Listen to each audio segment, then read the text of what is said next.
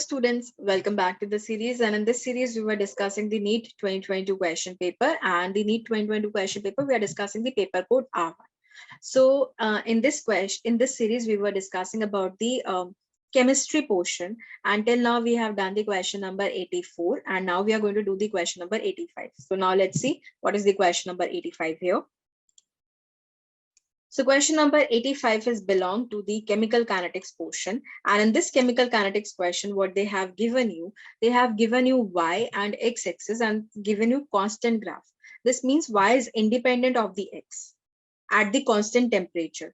And we have to find the y and x axis for zero and first order reaction.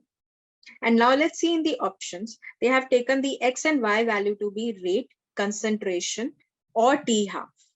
So we can put the questions according to that only. So now let's see. If I go with the zero order reaction, so for zero order, what do we get? For zero order reaction, the rate is equals to some constant K into concentration of the reactant raised to the power 0. Now anything raised to the power 0 will give you 1. So by default, what we are getting here, rate is equals to K into constant. So for the first zero order, I can say that y will be equals to my rate and x will be equals to my concentration because it is independent of this term. So that will be my concentration. Now let's see for the first order reaction. So for the first order reaction, if we'll try. So for first order reaction, my rate will be equals to constant K into concentration of reactant raised to the power 1. So this means if my concentration changes, my rate will also change. So this is not the graph which I wanted. Now let's see the integrated rate law equation. So if I'll write the integrated rate law equation for this, so I can say that T time into K is equals to 2.303 log A0 by A. Now in this case also, if I change the concentration, my T graph or my K graph will change. So it is also not there. I won't get the constant value. Now let's try with the T half. So what is the T half for first order? T half for the first order is 0.693 divided by K. So this means along with this, if I'll write the concentration of A raised to the power 0, that is only 1. If I'll multiply anything with 1, I'll get 1 only. 0.693 K into constant. So in this case, what will happen? In this case, the T half is basically a constant term with the respect to the concentration.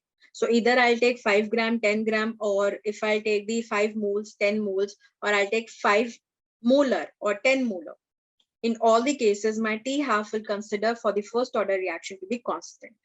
So my x-axis will be equals to concentration here, and y should be equals to T half, which is a constant term. Now let's see the options. So in the options, what I want that the for the zero order, my y will be rate and x will be the concentration. So y is rate and x is concentration, that is true. But in the first order, I want y to be T half and x to be rate. So this is reverse. So this is not our option. Let's go with the second one. It's reverse in the for the zero order. So this is also wrong. For the third option, y is concentration and x is time, that is also wrong.